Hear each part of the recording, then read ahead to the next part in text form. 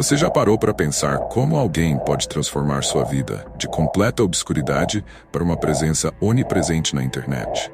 Imagine começar do zero e, em poucos anos, se tornar uma figura tão influente que, mesmo depois de ter suas contas bloqueadas, você ainda consegue acumular milhões de seguidores. É exatamente isso que aconteceu com Pablo Marçal. Há 6 anos, Pablo Marçal era um nome desconhecido. Hoje, ele não é apenas um nome, mas um fenômeno nas redes sociais. Com um patrimônio declarado de 193 milhões e milhões de seguidores em diversas plataformas, ele se tornou uma força que não pode ser ignorada. Mas como alguém consegue alcançar tal sucesso em tão pouco tempo? Vamos explorar a trajetória de Pablo Marçal e descobrir o que o tornou tão influente e controverso. Recentemente, as contas dele foram bloqueadas pela justiça, mas em menos de 24 horas, ele já tinha acumulado 3 milhões de seguidores em um novo perfil no Instagram. No entanto, não estou aqui para defender ou criticar Pablo Marçal. Meu objetivo é outro: entender como ele se transformou nessa figura tão influente e onipresente na internet. Até porque, sinceramente, ainda não tenho uma opinião definitiva sobre ele. Pablo Marçal é uma verdadeira incógnita para mim. Em certos momentos, algumas atitudes dele me causam repulsa, enquanto em outras ocasiões, me vejo admirando algo que ele fez ou disse. Ele é, sem dúvida, uma pessoa difícil de decifrar. No entanto, há algo que penso. Ele é atualmente uma das pessoas mais atacadas pelo sistema. E se o sistema está contra alguém, sinto que pelo menos não devo me opor a essa pessoa. Não vou me alinhar com o sistema. Isso não significa que eu acredite que ele vá mudar algo nesse cenário político caótico. A verdade é que, na minha opinião, seja ele eleito ou não, o Brasil já está em uma situação muito complicada, sem muita esperança de solução. Quem me segue sabe bem qual é o meu posicionamento. Acredito que precisamos focar em nós mesmos, no nosso crescimento, no nosso desenvolvimento pessoal e na acumulação de patrimônio. Porque enquanto continuamos brigando por políticos A ou B, estamos jogando o jogo do sistema. E esse jogo é projetado para que você perca, para que você seja subjugado a longo prazo. Independentemente de quem esteja no poder, o Estado sempre encontrará uma maneira de restringir sua liberdade. O Estado sempre vai buscar mais e mais controle. E se para conseguir isso, é necessário te manter submisso, ele fará isso sem hesitar.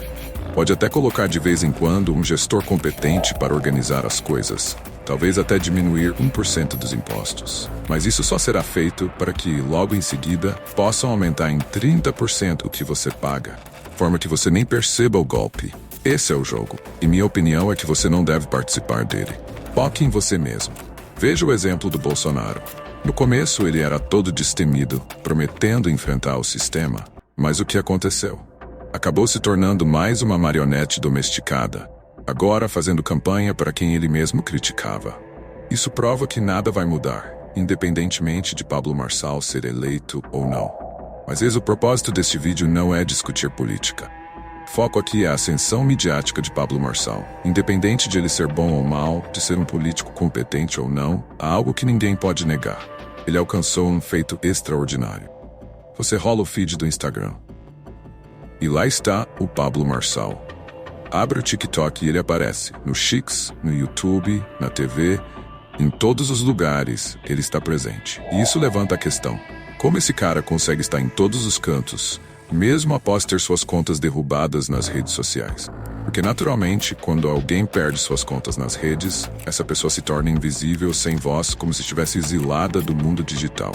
Mas com Pablo Marçal, parece que isso não acontece. Ele continua aparecendo, como se nada pudesse calá-lo. Mesmo com todas as redes derrubadas, ele continua aparecendo na nossa timeline o tempo todo. Mas como isso aconteceu? O que esse cara fez para se tornar tão relevante em tão pouco tempo? Se você me perguntar como ele conseguiu essa façanha, eu diria que por trás de tudo que ele vem fazendo na internet há anos, sempre houve uma intenção clara. Nada do que ele fez foi por acaso. Muita gente o chama de gênio do marketing, mas para mim, que acompanhei de perto o surgimento do marketing digital no Brasil, eu não vejo nele tanta genialidade assim. Ele é, sem dúvida, muito esperto, inteligente e excelente em marketing. Isso é inegável. No entanto, quando se trata de estratégia e comunicação, já vi vários profissionais tão bons quanto, ou até mais habilidosos do que Pablo Marçal. Mas ele tem um diferencial que a maioria das pessoas não tem: a coragem de se expor e de usar o marketing negativo a seu favor. E, na minha opinião, é isso que realmente o diferencia dos outros. Quando você ouve a palavra marketing, normalmente pensa em marcas tentando destacar suas melhores qualidades e associando seus nomes a coisas positivas. Mas existe outra forma de fazer marketing. Você já ouviu aquela frase: falem bem ou falem mal, o importante é que falem de mim? Essa frase ilustra perfeitamente o que o Pablo tem feito recentemente. Lembra daquele ex-BBB que ninguém mais se recorda? O cara participou do programa, ganhou um prêmio e depois sumiu. Porque no fim das contas, ele não tem relevância alguma para a sociedade, não tem nada a oferecer. O que o mantinha relevante era aparecer diariamente na Rede Globo, em horário nobre. Quando o programa acaba, ele perde qualquer relevância e é rapidamente esquecido.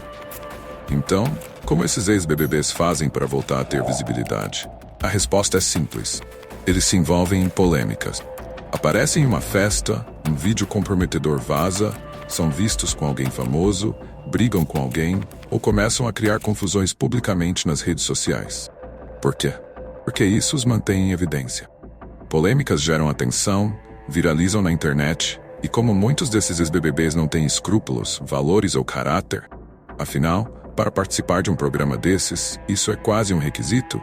Eles fazem o que for necessário para se manterem relevantes. É aí que entra o marketing negativo, o marketing da polêmica. Eles apostam nisso, em confusões, para que as pessoas continuem prestando atenção neles. Um exemplo emblemático de alguém que adotou essa estratégia recentemente foi Daniel Penning. Ele tentou construir credibilidade na internet, tentou criar uma marca forte, mas suas ações não condiziam com o que ele queria passar. Quando todos se voltaram contra ele e ninguém mais acreditava nas suas mentiras, ele adotou o arquétipo do vilão e provocou uma treta séria com o Kaiser, claramente com a intenção de trazer os olhares de volta para si, mesmo que fosse através do marketing de polêmica, do marketing negativo. Geralmente, são pessoas sem escrúpulos que recorrem a esse tipo de marketing para ganhar relevância, pois existem grandes riscos envolvidos. A polêmica pode destruir sua vida pública na internet, pode deixar uma imagem negativa que nunca desaparecerá. Mas, ao mesmo tempo, a polêmica viraliza com muita facilidade. Então, embora os riscos sejam altos, as recompensas também podem ser grandes. Se o seu objetivo é captar o máximo de atenção possível, independente dos meios, o marketing negativo pode ser uma estratégia viável. E foi exatamente nisso que o Pablo apostou. Pense bem, aquele vídeo, aquela live com apenas 19 pessoas assistindo, você realmente acha que se ele continuasse sendo o cara comum, morno, que fazia uma live para 19 pessoas, o nome dele teria alcançado tanta repercussão? Claro que não. Ele entendeu rapidamente um conceito que eu sempre reforço. Não há espaço para pessoas mornas na internet. Você precisa se posicionar e precisa ter opiniões fortes. Quanto mais firmes forem suas opiniões, maior a chance de você construir uma base sólida. Mas o Pablo levou isso a outro patamar.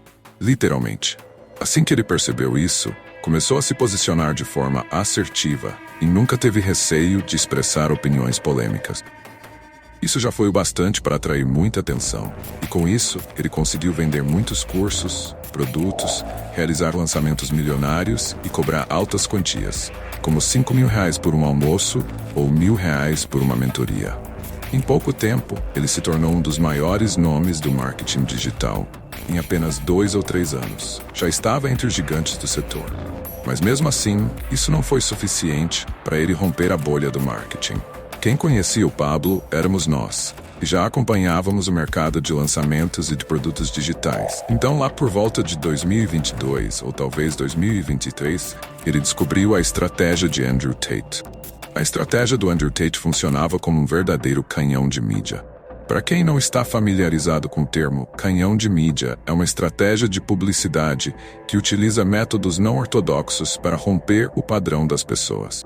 Basicamente, você usa o efeito de choque, quebra de expectativas, para fazer com que as pessoas falem de você, e assim, se torne um assunto de discussão pública. Andrew Tate executou isso de maneira brilhante. Ele desenvolveu uma técnica onde as pessoas compartilhavam suas mensagens de uma maneira impossível de ser censurada.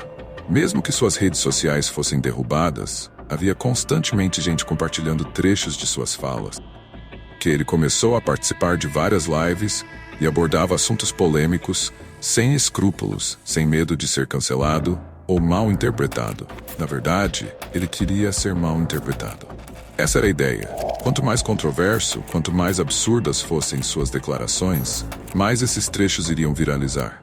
Tate então monetizou sua base de fãs para impulsionar a viralização desses cortes. Ele foi o primeiro no mundo a implementar essa estratégia, pois simplesmente genial. Observando o sucesso disso, Pablo decidiu adotar uma abordagem semelhante. Ele começou a permitir gravações de suas palestras, algo que antes não era permitido. Nessas palestras, ele intencionalmente, ou talvez não, começou a contar histórias inventadas, como a famosa história do cavalo dando ré ou do helicóptero caindo que ele supostamente consertou. Basicamente, ele se posicionou como o Chuck Norris brasileiro. Em alguns outros vídeos, as coisas se tornaram ainda mais polêmicas, com registros de momentos em que ele humilha pessoas que pagaram caro para estar em suas palestras. Não vou entrar aqui no mérito sobre a qualidade do produto dele, se é bom ou ruim, mas a estratégia foi eficaz. Esses cortes que ele fez começaram a gerar reações mistas. Para alguns, provocaram revolta, para outros foram hilários. Isso rapidamente o transformou em um meme em todo o Brasil. A partir desse ponto, a viralização começou a acontecer de forma espontânea. No início, ele incentivou essa divulgação, remunerando as pessoas para criar e compartilhar esses cortes. Mas conforme os vídeos começaram a viralizar, a coisa tomou um rumo orgânico. De repente, todo mundo queria cortar os vídeos do Pablo Marcial e jogá-los na internet, sabendo que isso traria muitas visualizações. A partir daí, a situação parecia sair do controle. Pelo menos foi o que a maioria pensou. Mas na verdade estava tudo acontecendo exatamente como ele planejou. Em um dos vídeos, ele admite que já sabia que iria virar meme e disse aos criadores dos cortes que o importante era viralizar. O resto ele resolveria depois. E ele realmente resolveu, porque conseguiu transformar toda essa tensão, que inicialmente parecia negativa, em algo extremamente vantajoso para ele. No começo, parecia que ele estava cometendo um suicídio de carreira, se transformando em meme e perdendo credibilidade. Mas então, ele usou uma estratégia brilhante para reverter essa situação. Tudo isso aconteceu em 6 fases. E a primeira fase foi exatamente essa quebra de padrão. Ele pagou várias pessoas para criar cortes polêmicos, o que fez com que ele ficasse conhecido em toda a internet. Para isso, ele criou uma comunidade fechada, basicamente inspirada na estratégia de Andrew Tate. Pablo montou um grupo no Discord e organizou uma espécie de campeonato de cortes. Seus seguidores criavam vídeos no TikTok, Instagram e espalhavam pela internet.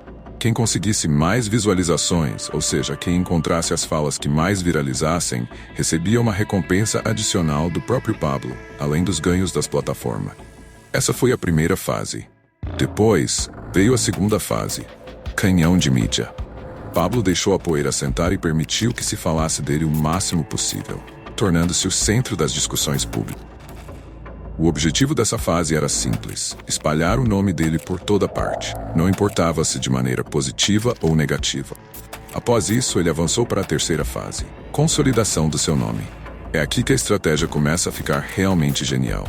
Depois de viralizar e virar meme, com declarações absurdas como consertar um helicóptero em pleno voo, ou aprender natação em um dia e já virar instrutor, ele se tornou parte do inconsciente coletivo. As pessoas passaram a ter uma ideia de quem era Pablo Marçal. Mas inicialmente essa ideia vinha acompanhada de repúdio.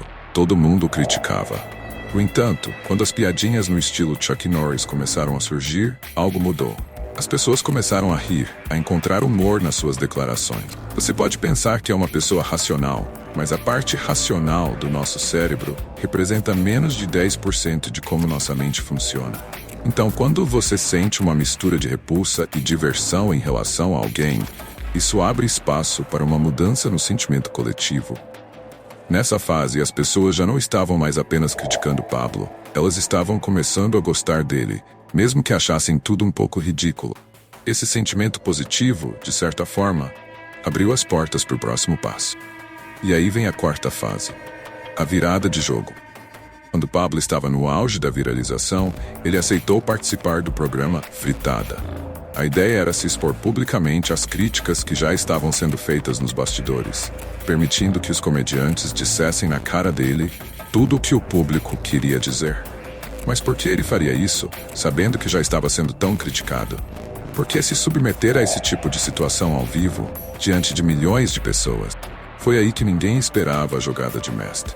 O programa Fritada atraiu milhões de visualizações em apenas 24 horas. E com todos os olhos voltados para ele, Pablo fez algo inesperado. Após ouvir as críticas, ele se levantou da cadeira e fez um discurso motivacional, mostrando um lado mais humano de si mesmo. O que parecia ser uma situação de humilhação, se transformou em uma oportunidade para ele mudar a percepção das pessoas sobre quem ele realmente era. Vocês pagaram um pouco por isso, e joguem fora a reputação. A reputação é como uma nota social, e você permite que 5, 10, 20 pessoas ou a mídia decidam essa nota. Isso acaba travando muitos de vocês. Vocês não se soltam, não falam o que realmente pensam, não seguem o que está no coração, porque as pessoas ao seu redor não deixam. E sabe por que essas pessoas não permitem que vocês façam o que querem? Porque se vocês prosperarem, vocês vão expor as fraquezas delas. Se você começar a falar coisas diferentes, estará revelando quem elas realmente são. Eu vim de uma escola pública. Minha mãe era faxineira, meu pai, funcionário público. Eles queriam que eu seguisse o mesmo caminho. Mas olha o que aconteceu. Vindo dessa história, eu não teria a mínima chance de chegar até aqui. Mas enquanto eu observava o ambiente ao meu redor, eu me perguntava: como um cara sem tanto talento como Léo Lins está prosperando? Essa é a pergunta que vocês deveriam fazer. Como esses caras lotaram este lugar?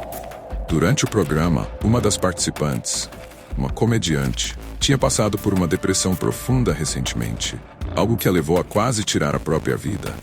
E ali no palco, Pablo Marçal deu um discurso tão poderoso que fez essa comediante sair chorando. Aquilo não foi nada combinado. Ninguém esperava aquela reação. No dia seguinte, a comediante postou nos stories que foi convertida pelas palavras do Pablo, dizendo que o discurso dele foi fundamental para ela começar a valorizar a própria vida. Aproveitando que todos os olhares estavam voltados para ele, Pablo Marçal mostrou uma versão de si que ninguém conhecia, ou pelo menos que o grande público desconhecia. As pessoas que já consumiam seus produtos e assistiam suas palestras talvez já estivessem familiarizadas com esse lado mais humano do Pablo. Mas ele aproveitou o momento no Fritada para revelar esse lado ao mundo inteiro. Logo depois, algo inesperado aconteceu. Algo que não estava nos planos, mas que acabou se tornando a quinta fase da consolidação de Pablo Marçal. Uma prova concreta de que ele era realmente um ser humano. Essa fase foi marcada pela tragédia das chuvas e enchentes no Rio Grande do Sul. Pablo Marçal emergiu como uma figura central na ajuda humanitária, colocando milhões do próprio bolso para investir em infraestrutura e assistência às pessoas afetadas. Ele foi um dos primeiros a arregaçar as mangas e, embora tenha feito mídia em cima disso, o fato é que ele estava realmente ajudando aquelas pessoas. Foi nesse momento que ele finalmente deixou de ser visto como um meme.